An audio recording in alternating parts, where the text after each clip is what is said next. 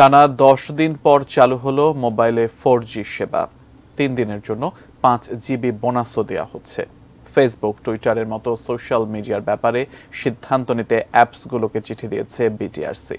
সকালে আগারগাঁওয়ে বিটিআরসি ভবনে এসব তথ্য জানান ডাক, টেলিযোগাযোগ ও তথ্য প্রযুক্তি প্রতিমন্ত্রী জুনায়েদ আহমেদ পলক।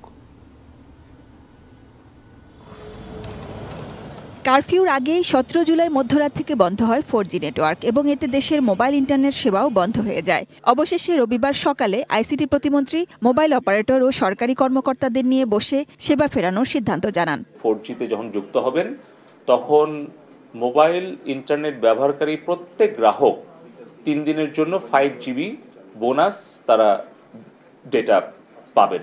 এই সময়টিতে বাংলাদেশ কখনোই ইন্টারনেট বিচ্ছিন্ন হয়নি, জানান প্রতিমন্ত্রী। বাংলাদেশ বিশ্ব থেকে সম্পূর্ণ বিচ্ছিন্ন থাকেনি, এক মুহূর্তের জন্যও না। এটা হচ্ছে প্রথম আমার পক্ষ থেকে অফিসিয়ালি এক্সপ্লেনেশন। দেশের অস্থির পরিস্থিতিতে সামাজিক যোগাযোগ মাধ্যমগুলোর ভূমিকা নিয়ে আপত্তি বিটিআরসির। শনিবার তাদের চিঠিও দেওয়া হয়েছে। প্রতিমন্ত্রী জানান, বিভিন্ন কন্টেন্ট মুছে দিতে বলা হলেও তারা সেটি করেনি, বরং আওয়ামী লীগের 50টি পেজ ব্লক করে দিয়েছে। সোশ্যাল মিডিয়াগুলো ব্যবহারের বিষয়ে সুস্পষ্ট সিদ্ধান্ত 31 জুলাই জানাবেন তারা। ফেসবুক, ইউটিউব এবং টিকটককে এবং সোশ্যাল মিডিয়া যারা পপুলার প্ল্যাটফর্ম আছে তাদেরকে আমরা একটা চিঠি দিয়েছি। বাংলাদেশের জন্য তারা ভিন্ন ধরনের পলিসি অ্যাপ্লাই করেছে।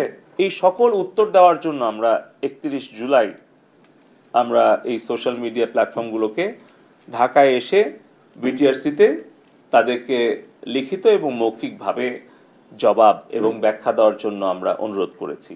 গত 18 জুলাই রাত থেকে ব্রডব্যান্ড ইন্টারনেট সংযোগও বন্ধ ছিল। 5 দিন পর 23 জুলাই রাতে সীমিত পরিসরে অগ্রাধিকার ভিত্তিতে কিছু প্রতিষ্ঠানকে ইন্টারনেট সংযোগ দেওয়া হয়। পরদিন 24 জুলাই সারা দেশেই ব্রডব্যান্ড ইন্টারনেট চালু হয়, যদিও সেবা এখনো আগের মতো স্বাভাবিক নয়। মোটামুটি সরকারি বেসরকারি মিলিয়ে আমাদের ডাক, টেলিযোগাযোগ এবং আইসিটি সেক্টরের প্রায় 1000 কোটি টাকার উপরেই ক্ষতি হয়ে গেছে।